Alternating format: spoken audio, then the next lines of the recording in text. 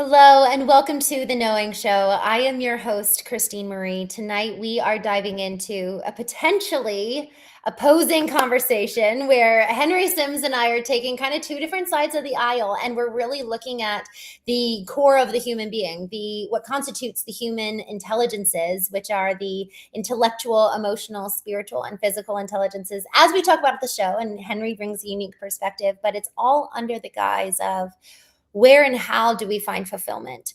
Where and how do we really step into the fullness of how we choose to live our life in relation to everyone else's expectations around us?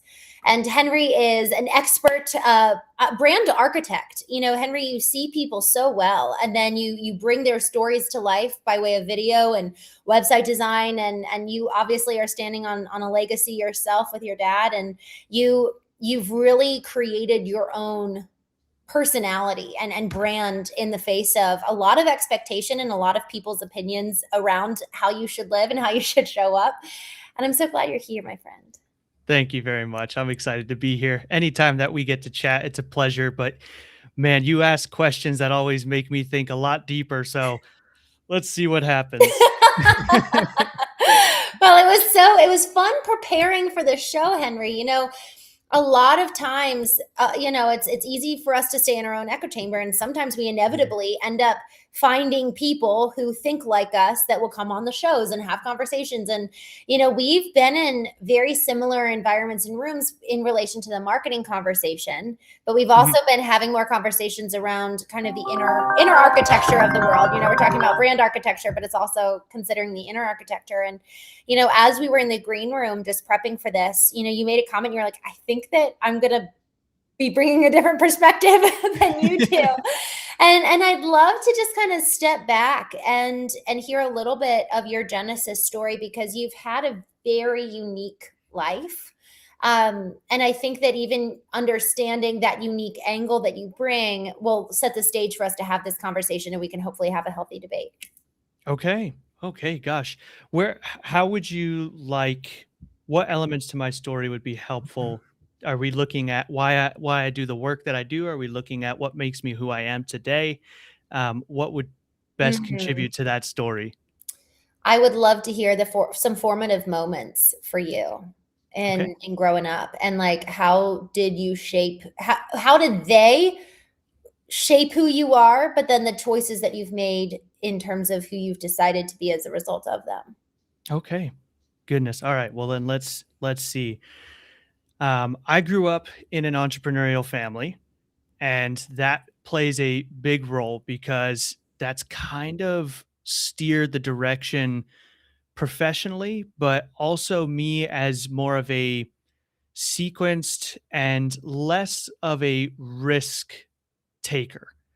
And so, growing up in this entrepreneurial family, my dad did very well and created an amazing lifestyle for us. But also, early on in my childhood, I started to see this massive roller coaster of what that life of entrepreneurship looked like. And so it was funny because we were in a wealthy neighborhood. I was in private schooling, all this kind of stuff. And, my family was doing well. And then my friends' families were doing well also, but they weren't entrepreneurs. They were in just high professional service paying jobs. And so when I saw this fluctuation of the high points and low points, I was like, why would anyone do that? And so that already started to shift my mindset around how do I create stability in my life and still, attain something that is comfortable, that allows me to experience the good things that life makes available to me. And so moving forward, my whole thing was I got to avoid business at all costs and find a good paying job that I'm happy with. It's stable, all of that kind of stuff. So I went into engineering, and well, even before that, like the seal the deal moment of that was my dad. He basically was overthrown, attacked by these very bad investors who got into the company, got involved in the company with the intent to kick him out and control this great business that he had built. And in that while they were found to be lying, it still bankrupted us and, lost the house, had to move, change schools.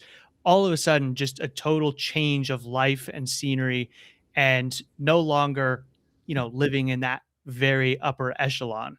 And so that was the first kind of big surprise of what that roller coaster can look like.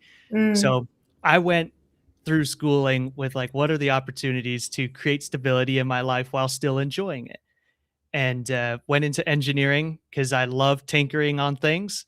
I love figuring out how things work. And so naturally, that seemed like the place to go. But fast forward, I dropped out of college with just a year left to go because I didn't feel like it had the creative freedom that I was looking for. And so that's when I started realizing that there is some element of creativity, some element of challenge, of risk that I do want. And so that's where I started to see like maybe this entrepreneur path isn't as bad as it seems, and started to dabble in it. And that's what steered me into looking into business, which ultimately allowed me to find the area of marketing and branding, which I found very interesting due to the tactical and kind of the very analytical nature of it, with the creative side that is hand in hand with it. And so those are some of the elements that kind of helped steer me and my engineering brain, but also that desire for creativity to come towards this point in life where I do this type of work and I'm just balancing this game of creating stability and longevity for myself, but at the same time, understanding the area of risk that I'm willing to take. mm. I love those, well, really the Genesis story, because it really does set the stage for kind of everything that's happened next. And the desire for stability, like a stable life while still enjoying it. Henry, I love that, because so many people will overcorrect and really just live a joyless life for Mhm. out of so much fear. So I'd love to hear your relationship with fear. I mean, how did that moment of losing? I mean, you guys lost everything in Yeah. like one fell swoop. I mean, and it was very dramatic. Like your dad would tell that Yes. story of, if I am I allowed to, Yeah, absolutely. the FBI raided your home, right? Like Mhm. that's how old were you? 9. Wow. Like was I that was just scary? old enough to recall a good amount of what we experienced, which Mm, is very which is very fortunate for me, because if I didn't understand or quite kind of see the change that occurred, then it wouldn't have put any kind of fear in me, and I probably would have walked through life with a little less intent or a little less mm. drive to build some form of stability or strengthen myself in some way to put up with the demands of life. And so I was fortunate that I was just old enough to recall the things that were happening. And Yes. so that actually worked very well for me. And to that point you were asking of like the relationship with fear, that was one thing. But, I'm a 9-year-old kid. There's nothing I can do to help overcome that for my dad. But they always, both my mom and my dad, did a good job of introducing challenge in a safe environment. And so my dad used to love competing in mixed martial arts, and so very early on, he wanted me to do that. And I was started, especially when we were starting over and had moved to a different school and all that. I had a lot of anger and felt very out of kind of the norm. I didn't feel like I fit in. And so I was just getting really hot headed, constantly getting in trouble, almost getting kicked out of school, all this stuff. And so my dad's like, "You need to get into martial arts. You need someone who's gonna punch you in the face and see what that feels like." And so, that's what he did. He threw me into kickboxing and MMA and all this stuff. And it was one of the best things because one, you learn respect, but two, very quickly, I was partnered with a kid who was phenomenal at what Mhm. he did. And I just remember being so humbled by it. And this steamy head that I had started to go down. Yeah. And I started to be more intrigued, and I wanted to learn from him and see how to get better at this craft. And so I looked forward to each week where we would spar, and I knew he was going to beat me up, but I looked forward to that learning opportunity. And we did the same thing when it came to motorcycle racing. My dad's always been a big motorcycle guy. So early on, he stuck me on a dirt bike. And then at one point, I was interested in trying racing. And I remember being on the starting gate, and if no one knows about motocross, there's 40 people all next to each other who are gunning for that same small corner to come out the other side in the lead, and it tightens up and not all 40 fit in there. So it's pretty intimidating when you're sat behind the gate, all of these engines are revving and you know everyone's going in there, but there could be a lot of, you know, pile up and clashing. And so I remember sitting on that gate being so scared. And my dad was just tapping my shoulder and he's like, "This is great." He's like, "You need to start learning how to be comfortable with being uncomfortable." Mm. And so every weekend of going out and getting on the gate and challenging myself, or whether it was in martial arts, it was always just a matter of how do I get more comfortable with being uncomfortable in scenarios where it didn't matter. The outcome did not matter. And so that was what was really good Hmm. was, you know, the crash of the company and everything, that was scary, but also going to martial arts or racing motorcycles, that was also scary, but it didn't matter. So I could crash, I could get hit, but it was a way that started to help me see that I can improve in something, that I can deal with more and more demand, and that started to help shape this discipline that I've gotten now. I love as you were talking, I jotted down a couple of thoughts, Henry, because this is so powerful for parenting, but also kind of as we look back over our lives of what are those core moments that really shaped us, and that we can actually redesign in our own life as adults, or even for if we do have children. You know, I'm thinking about how your your environment of going in and doing martial arts, it really got you familiar with getting knocked down. And then Yeah, even going and doing the racing, it was experiencing like a comfortability with the discomfort in and of itself, and failure at low stakes. You know, that to your point, it was like it was actually okay to fail in this environment, and you were expected to fail. And yeah, actually, perhaps failure, even in and of itself, was a hallmark of success. yeah, definitely. Within school, we're not really taught to fail. It's Right. bad to fail, and so we're always punished for it, which doesn't really allow you to try and do something different or step out of that comfort zone. You're just there checking the boxes all the time. And Yes. so to be able to step out into a different environment in which you are just constantly challenging yourself and trying new things, that is super important to be able to develop that character because life is that roller coaster, even with a job. And I remember still being like kind of, you know, we all have those days in business where you're like, is this, you know, should I be doing this? Like, am I really equipped for this? And I remember even when COVID hit, that I still had some of those thoughts. And, you know, we were overcoming some challenges, growing with the business. Mm. And I was still wondering, like, man, am I cut out for this? This is stressful. But then I saw all these jobs get lost when COVID happened, and no one had control of that. So whereas you thought having a job was stable and you were in control kind of thing, all of that got rug pulled from so many people who had been told that that was the route to stability in life. Whereas it actually seems to be if you can build something for yourself and you know how to put up with challenges that come across you, then that's the most stable life you can create for yourself, is knowing how to get knocked down and get back up. And that started to get instilled into me from the motocross, from the MMA, from all of that kind of stuff that my parents put me into.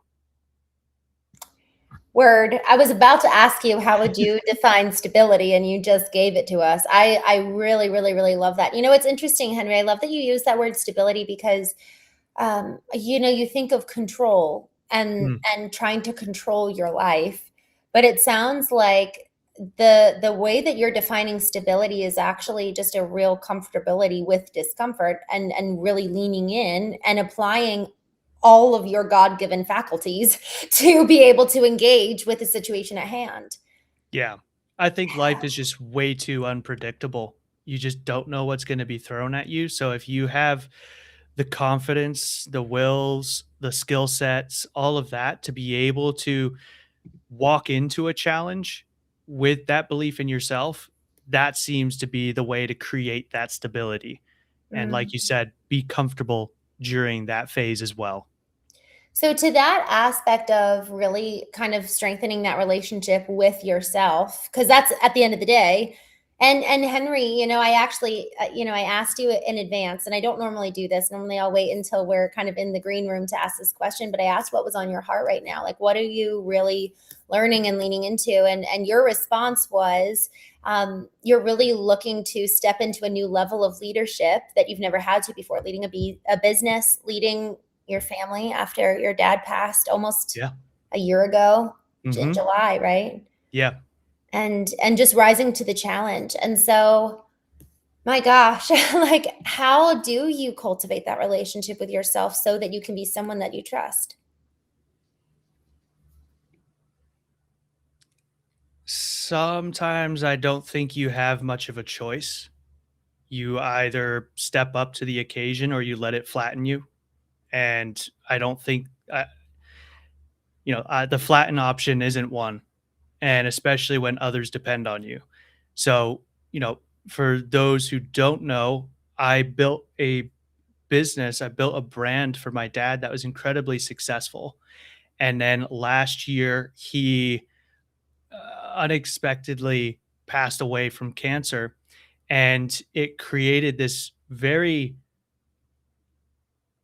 again, quick change to life where, beforehand, I'm a big adrenaline junkie. Beforehand, I could go out and I could race motorcycles and I could push it that little bit harder because I was like, if I break my wrist, I've still got like the other half of my business who's there to help, lift some of the load.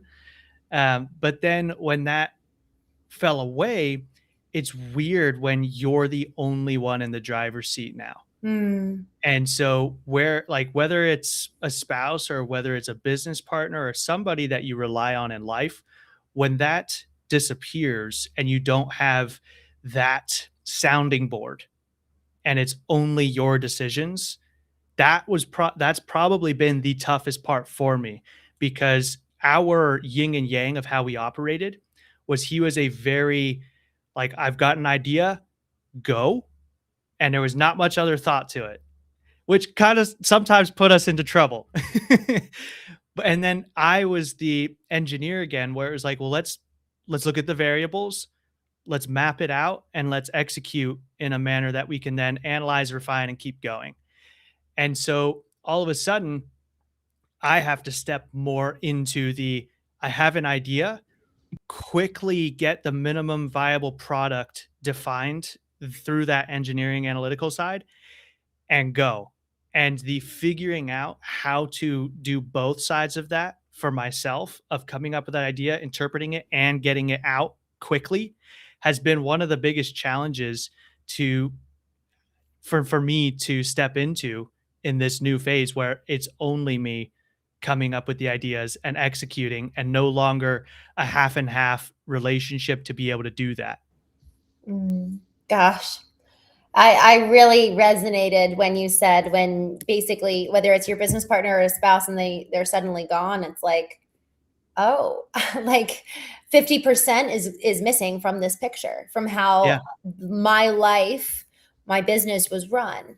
And Yeah. there's so many people who have experienced that very jarring adjustment, and it almost sounds like you'd had jarring moments along the way that more or less so gave you some semblance of foundation to stand on. Is that Yeah. fair to say? Yeah. Honestly, it's jarring to get knocked down on the mat. Like it is, until you get really comfortable with it.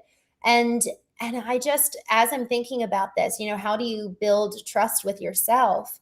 You were doing that all your whole life because you kept being in these environments that were forcing you to be able to rely on yourself in that moment. Yeah.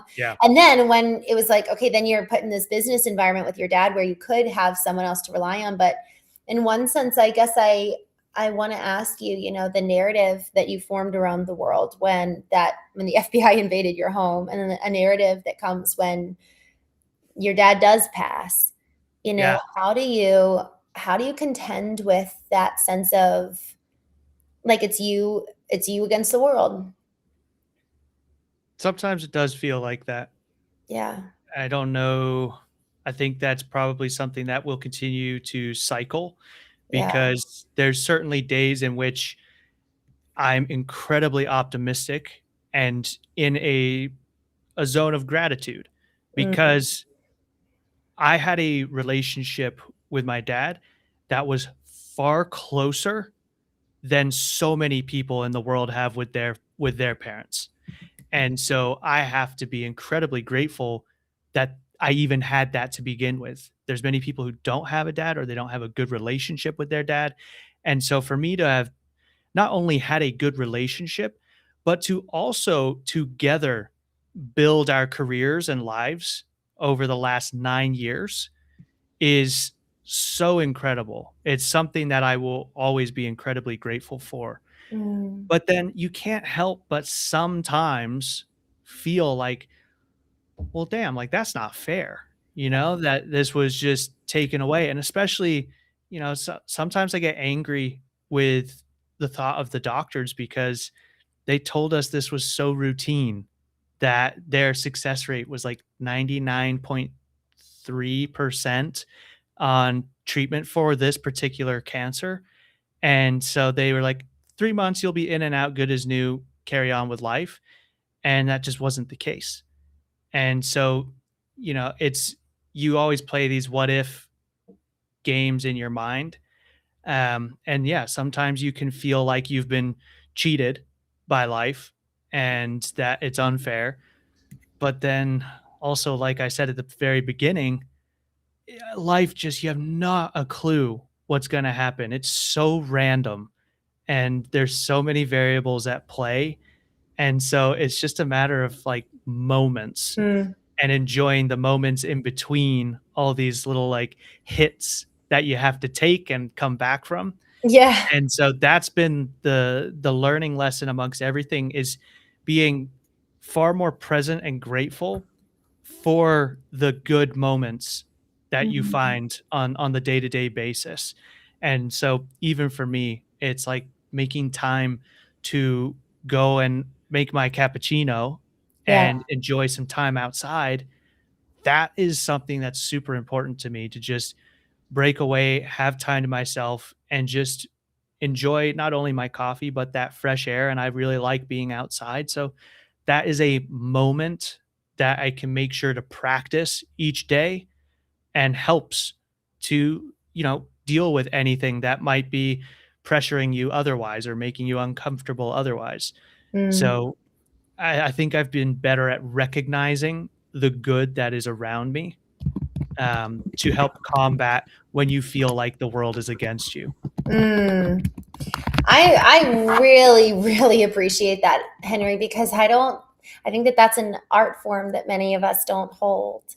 We see a lot, and we don't just see this a lot, but it's actually reinforced the victim mentality of Mhm. woe is me, life's so unfair. And it sometimes, but that's actually the very conduit to receiving care Mm. is by playing that role.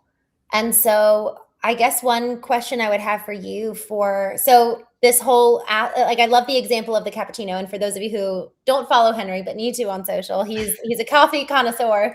And Henry, I love that you know what fills you up and what's Mm, life-giving to you, because I think that that very well could perhaps be the very first step to ensure that we don't get burned out and we don't start living in this place and getting in the cycle of victimhood.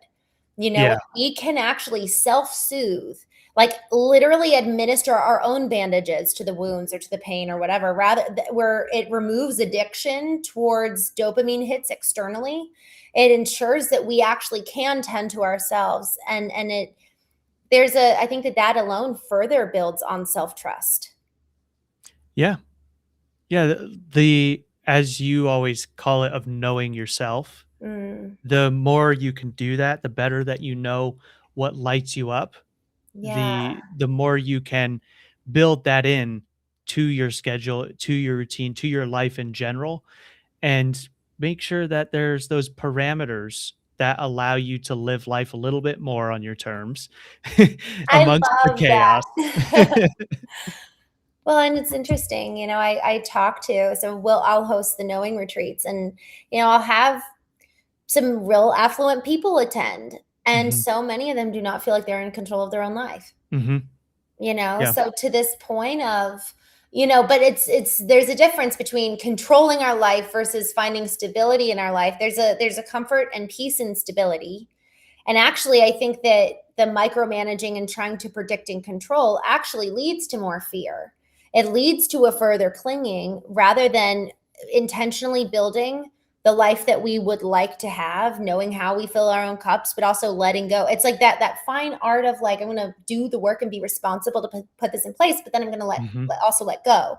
And so there's a real duality here. And I actually want to speak to that and kind of lean into the duality of the left brain and the right brain, because what you were talking about is the engineering part of you, which is very left brain, but then also the creativity in you, which is very right brain. And so a lot of times in our black and white world that we can tend to exist in, there's just a lot of putting people in a box and even putting ourselves in a box. And there's not a lot of encouragement surrounding cultivating both parts of you. It's like you are an mhm. engineer or you are an artist rather than having this blend. And so how did you kind of give yourself permission to be both? Hmm.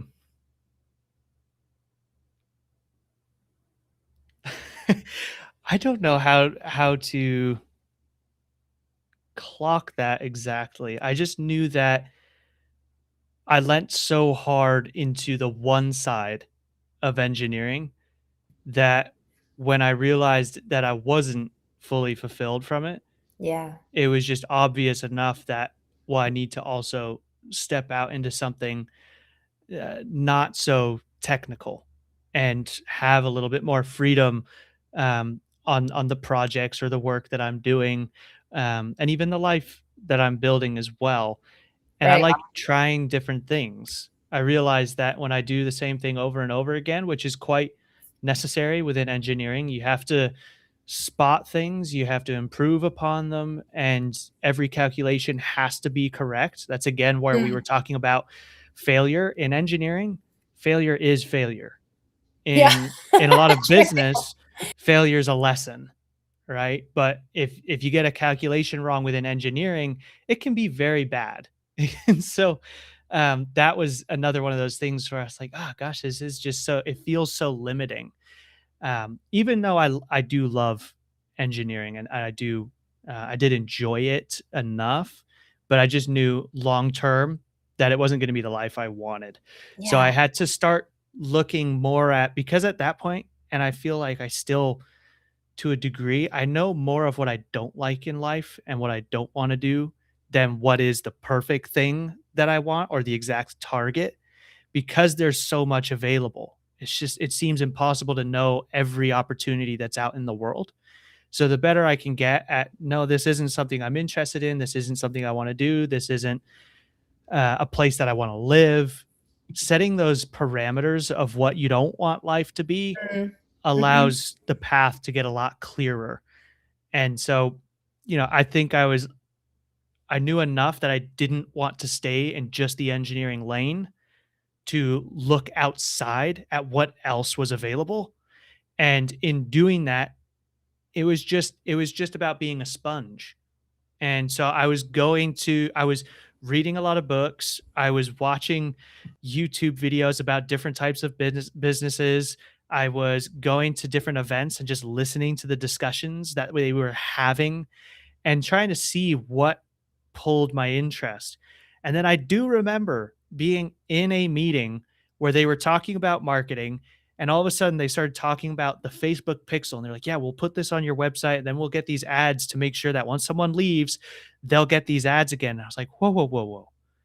Someone can go to your website, and then when they leave, you can follow them with personalized ads. And they're like, yeah, like, that's so cool. Like, You're like, that's I found amazing. It it it. it just immediately, I was like, "That tell me more about that." And it was funny because I was so intimidated. I was like, "There's no way I can put code onto a website."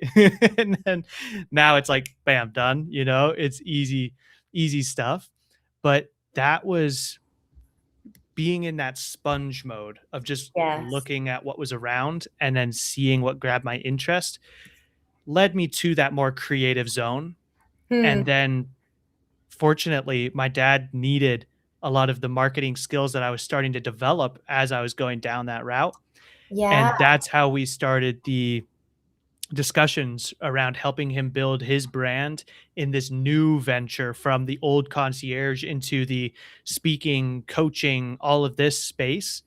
And that takes a very creative outlook to Right. be able to harness who someone is, to be able to put it out in the world, to be able to design new offers, Hmm. to be able to design events. All of this kind of stuff takes a lot of creativity, more so the creativity than a lot of just the technical ability on the marketing side. And Yes. so, with his desire to go that direction and the marketing and engineering side I had, it pulled me into that creative space naturally and started to build that side of my brain a lot more than it was beforehand. I love this. Well, and so you had 1 year left in engineering. Yeah. Nice. Do you think you'll ever go back? No, I don't know if I can. I don't know if I can. Also, that stuff is another language, Yeah. and I would have to start from the very beginning to be able to recall those skills again. And yeah, it's all a foreign language now. Well, has that helped you and supported you on the integration with these AI, like Claude Code? Like, are you doing much with that at all? I'm not building out agents and doing the coding and such. Okay. That was also something I absolutely hated in college was the You're like, coding I side of learned. things. That was just, math already is another language, but then throw in coding as another one. It was meticulous. And you'd accidentally throw a decimal mark somewhere and your whole code just failed. So yeah, that kind of got on my nerves. As much as it was interesting and I appreciate the heck out of it, but my main thing is what I got from it was looking at systems and variables. Hmm. And so if we're looking at marketing plans or how we want to show up in the world and designing a brand, it's like, okay, what are the variables? And trying to define those and just lay them on the table like you would with any kind of calculation that you were doing within engineering. And then start looking at what was like the highest leverage thing to pull into your marketing and start just calculating your efforts by the resources you had, be that team, time, skill, whatever it was. That's kind of how I approach things now. Is a lot of people within branding come from a graphic design background and they're that designer. And so their approach to building a brand is like, let's design a logo, decide on your color palette, decide on your typography, all of the very visual stylistic things about how someone's kind of packaged online. Hmm. Whereas for me, I come in and I'm like, well, what assets are in place to allow people to find you, to allow you to turn attention into a contact that you can follow up with, and look at all those pieces that are in our modern age of media and look at which ones contribute the most towards gaining attention, to keeping it, to nurturing it, to monetizing it. And so for me, it's all like looking at a puzzle and trying to put it together rather than kind of a blank canvas that I'm coloring on. I look at it as like pulling the pieces together and building something. I love that. And some people do actually need to start completely from scratch, but I feel like what you're saying makes you actually more niche because that's your target audience. It's like, oh, it's almost like your dad, like somebody with an Yeah. existing brand, and I'm going to pull the pieces together. I saw a mutual friend of ours chatted about one of the, some of the transformation you're making on their YouTube account. And Yeah. you've been really leaning into YouTube, and I actually really really love the approach you've been taking because it has been very, just you're very tactile. Like you get messy, and you get involved, and you really really are a creator in that way. Where you're willing to get messy in the process of figuring it out. And I'm curious, as you're kind of putting together these, because they're accounts that maybe were active before that you're helping them to grow. Hmm. So as you're doing that, Henry, I'm just curious, how much of the time, what percentage, and if you don't have a percentage, that's fine, but like what percentage are you really having to use kind of the analytical side versus the creative side?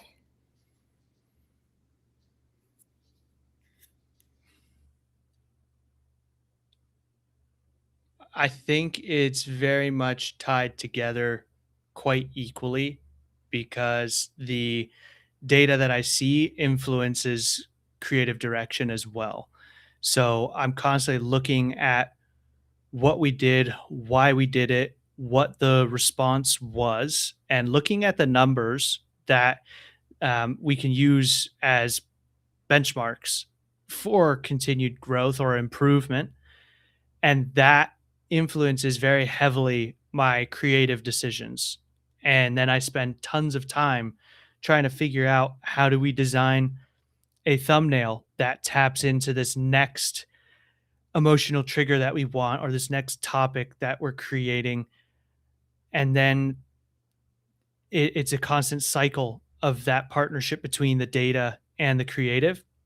But at the same time, I look for what's been proven and I continue to build upon it. And there's a channel that I'm working with right now where we've currently got a thumbnail format that is shown to be the best one so far.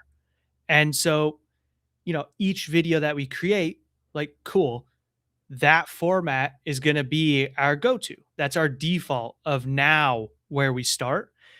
But then we create split test variants where it's like, how different of a concept can we create?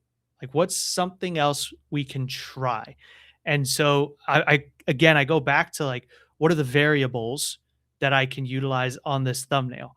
I'm like, okay, there's text overlay, there is color choice, there is the layout on the thumbnail of like where are we positioning things. And so I look at what are all these variables of things I can combine into the design of it and then go totally different from this format that's already been proven. And that's where more of that creative just free flow comes of we've used data to prove this is a format that works and we will continue to build upon that. But then we got to try something else as well and see how it responds. And so that's kind of where it's a pure combination of both to make sure you're still building upon what you're doing. But then at the same time, in marketing, you constantly have to be testing. And so you have to just get outside of the other proven things, which tend to become best practice, which tend to become the norm by everybody else, which then doesn't stand out. And so you have to keep testing outside of what the data is telling you to do and just see how it responds. And that's where you kind of throw everything to the side and just be wacky and see what you come up with.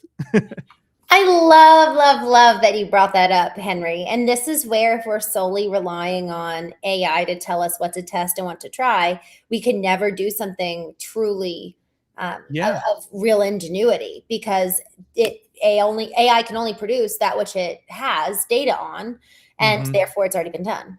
And so Right. if we want to truly create something of origin and something new, AI couldn't have advised Henry Ford to create the car because it didn't Right. exist. It didn't have the data. Yeah. So the creativity comes in, and I'm actually curious to this question, hear your thoughts on this. Where do you glean inspiration? Like, what do you mentioned earlier, like actually intentionally taking time to literally go outside with a Hmm. cappuccino and just take a moment. You mentioned that fills your cup, but is that where you actually get creative juices flowing as well, or do you have another process for that? So I do try to set time each week where I am purposefully sat with a notepad and trying to come up with ideas for me or clients, and create that guarded creative time zone of which it's nothing else is on your plate except let's just think about what opportunities there are, what's next, what do we want to talk about, what are design concepts, and just be in that creative space. But at the same time, creativity just sparks. And so sometimes it's more so not that we Mhm. don't have ideas, but that we can actually capture and action them. And so a lot of people, you'll be walking down the street and an idea pops into your head and you're like, "Oh, that's such a good idea. I hope I remember it when I get back Yes. home." And so it dies off. Like you get back home and maybe you remember a part of it. And so just on my phone, I've got a little notes because I use an iPhone. So the notes app is um, pinned to the top right corner of my home screen with the note that has the link to a Google Sheet where when I come up with an idea, it pops into my head. I can just click that, it opens up the sheet, and then I just tap the cell where all the ideas are documented. And I just voice dictate quickly what's on my mind, this idea, and just spit it all out so that Mhm. when I have the time to implement, whether that's my time block each week, or just I get back home to the computer or something and I want to get to it, I can go back to this sheet where I document those ideas and therefore not lose it. I can Mhm. still see it and action it. So I think a lot of us have ideas on the regular basis. You do need to practice it a little bit more, that everything can be an angle for a concept, whether that's Mhm. improving an area of your business because you saw again coffee, you saw a coffee shop implement something in their shop that you really liked, and you see a way in which you can implement that into your digital business, or you just have an idea about a piece of content that you want to make. Anything that pops into mind, you're just more open to seeing it to benefit you, and then you need to be able to document it. So Hmm. I don't think there's like a purposeful way in which I can amp myself up and be in the creative zone immediately, Yeah. but definitely at least chunk of time during the week in which you eliminate everything else and you close off. Do not disturb is on, my headphones are on, like that's it. And I just try and create that space in which I'm not disturbed, which allows me to get deeper into that flow state and be more creative. But at any random moment in time, because we're always doing so much in business, something's going to spark. So just having that outlet where you can document the idea to revisit it and not lose it, that helps you stay in what's you would say is that more creative zone. I love this. And so you're saying it's kind of, I mean, what I'm hearing is that it's a two-pronged approach. One, you've got time dedicated on the calendar every single week for Mhm. deep work, to zone out, turning your phone completely, pretty much silence, but do not Yeah. disturb. And then also you've got this live working document to capture. And I Mhm. love that you said voice texting, because that it really allows us to flow deeper rather than trying to get grammar right and even Yeah. just the act of trying to sit down and text it out, our fingers usually can't keep up with our mind. And so I love that. I found voice texting even into AI has been really, really helpful. I just got on my computer Whisperflow, Yeah. which is, I love that app. And so it's just been speeding up my ability to brain dump or just write emails and such. So I Yeah. love that. But the dedicating time on your calendar every week, so, Yeah. so, so important. Henry, I'd love to hear, we started out this conversation where we have kind of we have a very, I think, different approach to life and just to kind of the cultivation of ourselves and what that looks like. And as we were talking, I was reminded that, you and your dad had actually very different approaches to life. And you even said this, you said you guys were the yin and the yang. And so I'd love to hear your thoughts on how how would you advise, how would you encourage us to really kind of cultivate the skill sets and tools, because to what we've been talking about this whole time, it's like learning to trust ourselves and learning how to listen and how to create and almost like how to go inward. But then this question is, well, how do we go outward in relationship with people that frankly they're very different than us? And it's so much easier to talk about what the world is reinforcing, what culture is reinforcing. They're reinforcing a victim mindset, but they're also reinforcing boundaries in the vein of, if this is inconvenient or you don't like what somebody's saying, put up a boundary and don't engage with them. We're not taught Hmm. conflict resolution. We're not taught how to do Hmm. relationships. So I'm just curious, from a lesson or two that you really learned from doing business with your dad, and given how different y'all were, Yeah. what would you say? So between my dad and I, it was good because and we actually it took about 3 months before we decided to work together, because early on we didn't have a great relationship for a while. And basically anytime we were in the room together, this was like me as a teenager and whatnot. But anytime we were in the same room, it was we were just screaming at each other, did not get along very good. And so we had to figure out, after just grinding each other down forever, how to make our relationship work. And fortunately, because we both loved motorcycles, we were kind of forced to be in the car for at least 4 hours every single weekend together and figure out how to talk to each other. And that gave us the time to Wow. talk it out and figure it out.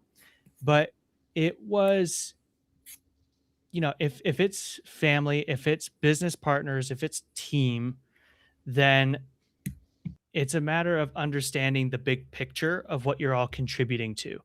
And my dad and I, when we decided to, after those 3 months of talking, we, the final checkbox to make sure we wanted to work together, because we had fixed our relationship, obviously, but we didn't want to ruin it by working closely together and getting on each other's nerves. We wrote down our vision, and we wrote down what we wanted life to look like, relationships to look Wow. like, the business to look like. We looked at, and this was personally like what we wanted for our own life, independently, professionally, socially, just all of the stuff. And then we shared those visions with each other, and we saw that we were like in alignment on Mm. how we wanted to attack life. And there was so much that we could help each other to accomplish on that vision, that we're like, cool, we know we're going to get into more arguments, but as long as we know we're going in this direction and that the tension is kind of a good tension to get to this end goal, um, that it's not really, that there's not bad intent behind anything. And so that gives you a little more patience with the people that you're dealing with, and mistakes that come up or whatever it is. So, because we had defined that vision between us, we always knew we were working towards the same goal, which was for the good of both of us. So, we knew we were a team. And so, when problems came up, and they did frequently, um, we would always talk it out, see why things had built to the point that you were arguing or whatever. But we ultimately had this backbone of knowing how we both were operating, like what we were working towards. So that Wow. helped us immensely. But then you know, in general, the world around you, I've been able to, especially being behind the scenes of working with him and building this big brand where he had a lot of visibility. I've just been able to see that there's it's impossible for anyone to be liked 100%. Yeah. And you're going to have Wow. well, you're probably you might well have more people that dislike you than do like you.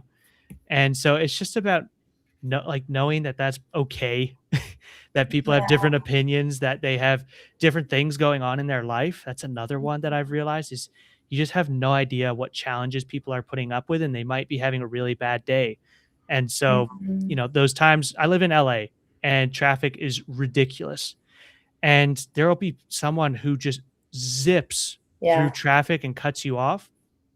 But there's been times where I've been rushing to the hospital and maybe I'm changing lanes a little bit less carefully than usually do because I'm scared for someone that's in the hospital. And so when someone cuts me off, I think Yeah. what might be going on that this is excusable, Mhm. and so it's just having that little bit of patience that everyone has something going on in life because life is challenging. It throws you curveballs, and knowing that not everything has bad intent behind it. And so that has helped me, within family and relationships, of knowing that there isn't bad intent behind something. There just might be a misunderstanding. And then in life, just knowing that people don't like you, that they will like you, that there's both sides to it, and being Yeah. just more patient with it. That's so good. I love this question. We started out the conversation around what does it look like to kind of build self-trust?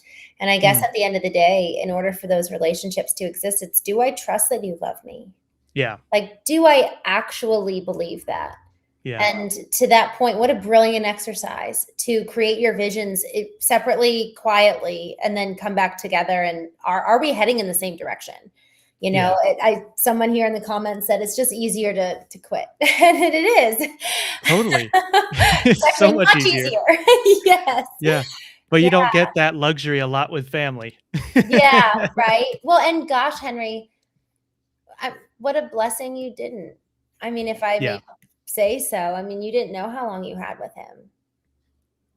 No, no, it was certainly good, and, there were plenty of times during the 9 years where we're like, "Maybe we should just go our own paths and Yeah. build our own thing," and, Mhm. that happens, but, again, we were anchored by this common goal and this shared vision where we both could help each other, so it was just worth figuring it out along the way, but, yeah, it is a lot easier to quit. But, Mhm. when you know what you're working towards, you have a better idea of what's worth fighting for and what you just kinda let kind of breeze to the side and don't pay much attention to, Hmm. like someone cutting you off in traffic. Yeah, that's so good.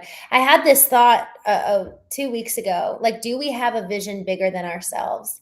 Mm, And I want this was something we were talking about in the green room around kind of just very different approaches to life. yeah, Talk about fulfillment. What fulfills you?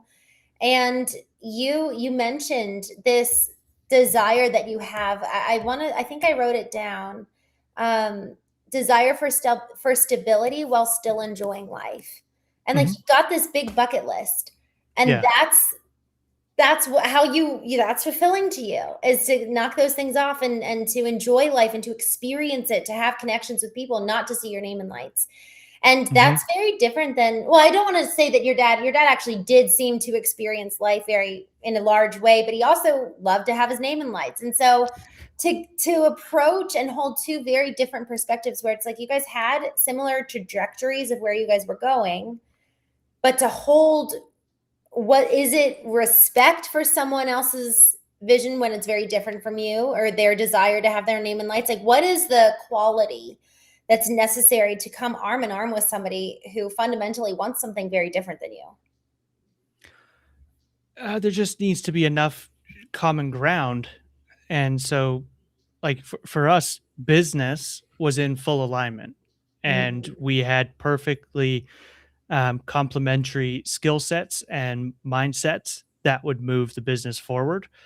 But then personally, we had different interests. Yeah, yeah. like I geek out over building and racing RC cars. It's like the most nerdy thing in the world, and I love it. But if I was to start telling my dad ever about the RC car that I was building and the stats to it or whatever the hell I was talking about, he would just like he would fall asleep. He did not care whatsoever about that stuff.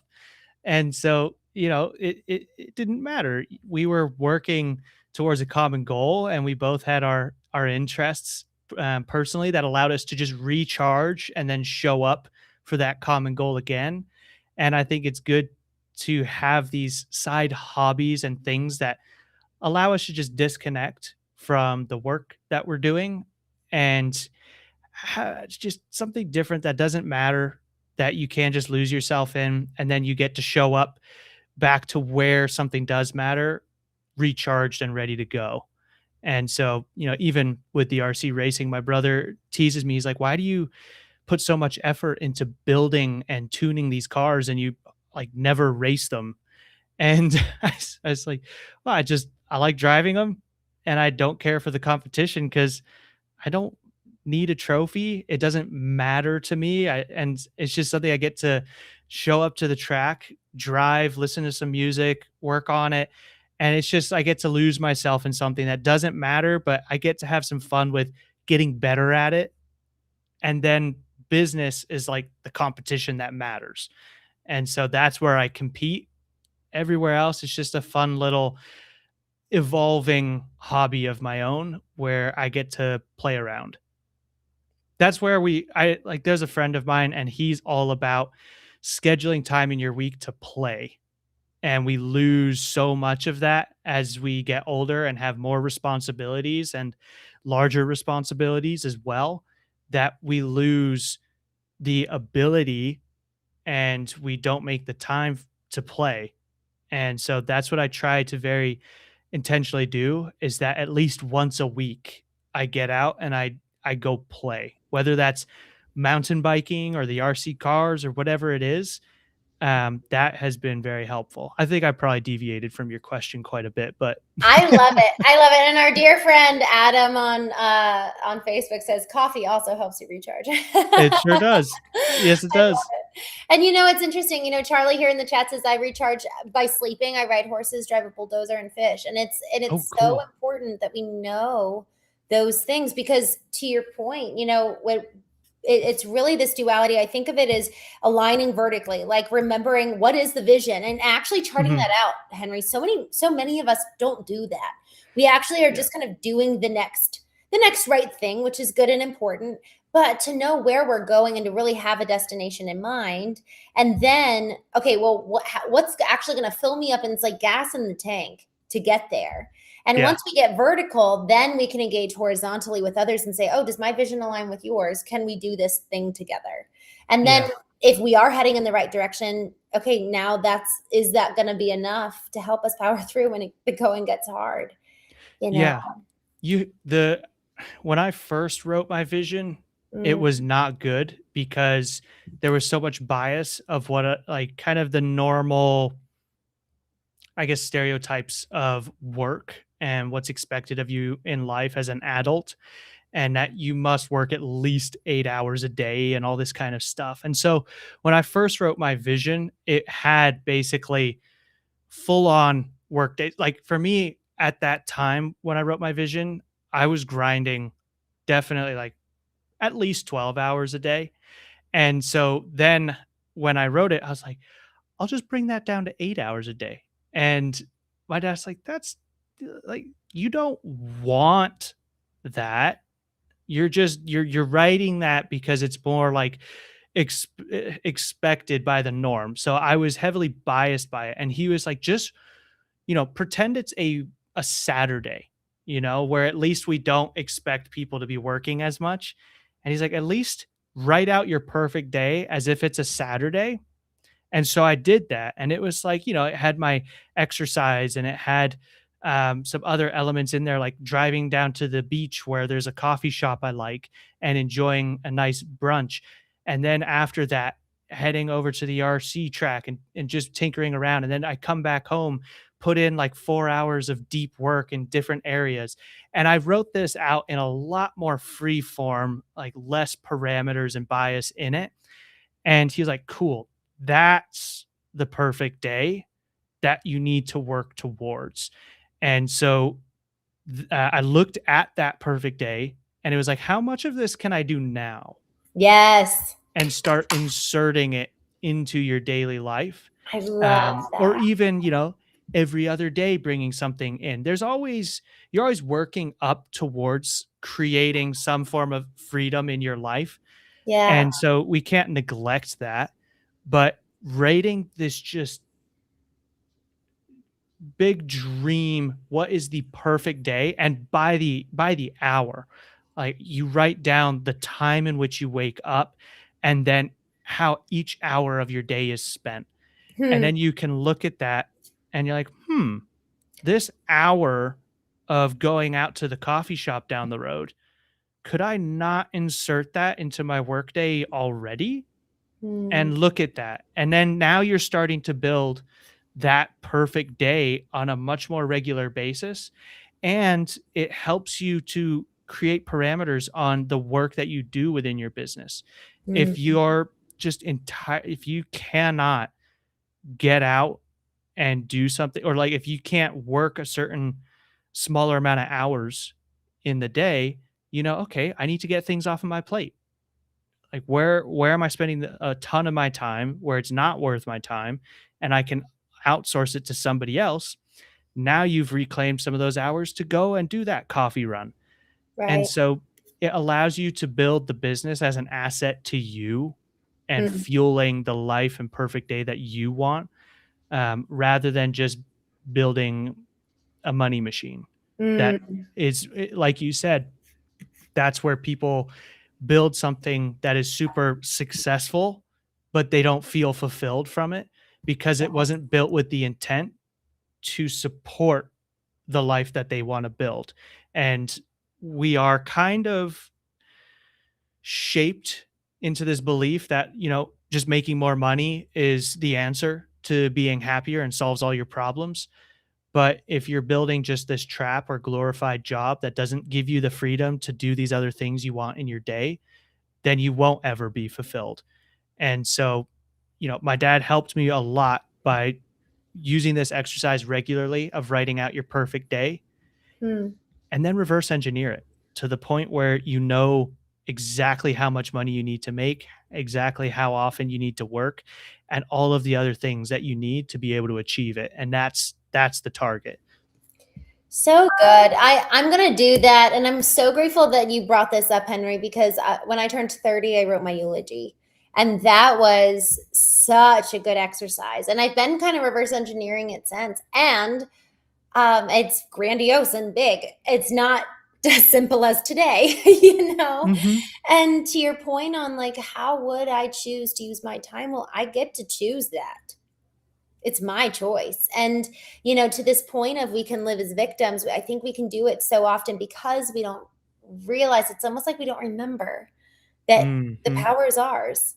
I love, recently you read Viktor Frankl's Man's Search for Meaning, and he has this phrase in the book around the concept of they can choose or they can take away every single one of my human physical liberties, but they cannot take away my freedom to choose. That is the Mhm. greatest of all human freedoms.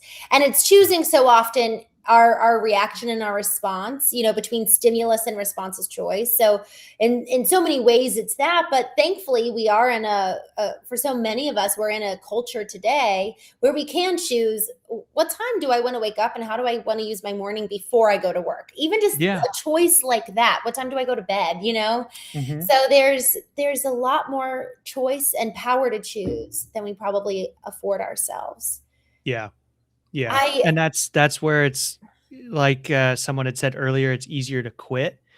That's kind of that mentality of where it's easier to just be a passenger to mm, everything that happens rather than to put that little extra energy in to keep your vision top of mind and steer everything in that direction.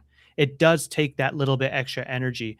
But even I've got a little booklet in my drawer here that my Yeah. vision's written in, and it's on the first Mhm. pages of that booklet. So I can open it up at any time and read it and know again, this is what I'm working towards. So good. Henry, I'm so so grateful for you coming on here today. I'd love to hear, any last words in terms of what you have been learning, like very much so in real time. Your life has completely changed, and you are in this place of leadership in a really in a way that there's just a lot of stakes there.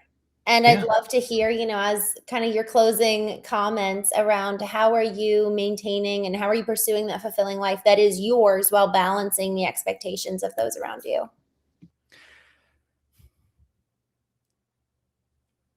I am trying to be again more conscious of the good moments that surround the new challenges, and then also learn to be more forgiving and patient of myself, which is something I'm not very good at.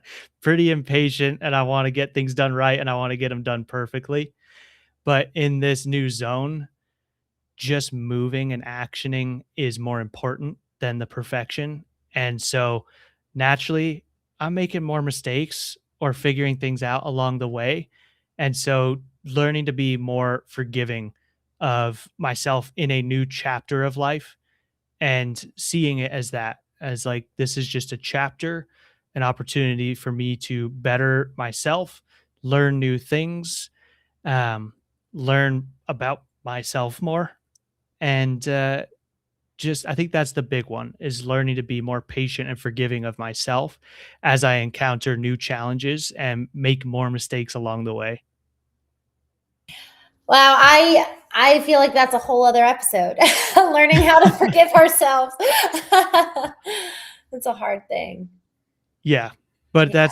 that's what we're all working towards something. We all have different Mm, variables that contribute to the life that we have. No one is in the exact same position as you.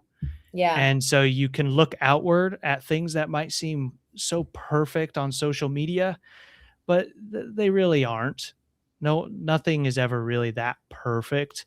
And so everyone's always dealing with something. Yeah. And so you have to be more forgiving of yourself and understanding that everyone's got something Hmm. that they're dealing with. And so whatever it is you're dealing with is okay. And Yeah. it's just part of the game. And it's like the book on Man's Search for Meaning. There's an opportunity in it, in that challenge, to create something better on the other side. I love it. Henry, thank you. It was so wonderful having you on here. There were so many gold nuggets. So I'm excited to just kind of meditate on what you said. And I'm excited to do the lesson, that exercise of write out that perfect day, because the Yeah. chances are we can more than likely live it many times over if we are just Yeah, intentional about it. So definitely. It's been a thank pleasure you. to be here. Henry, how can people learn more about you, follow you? You can find me, Henry D. Sims, on all the social platforms, or my website, henrysims.com. It's got all the goodies there. Wonderful. Y'all, thank you so much for joining me today.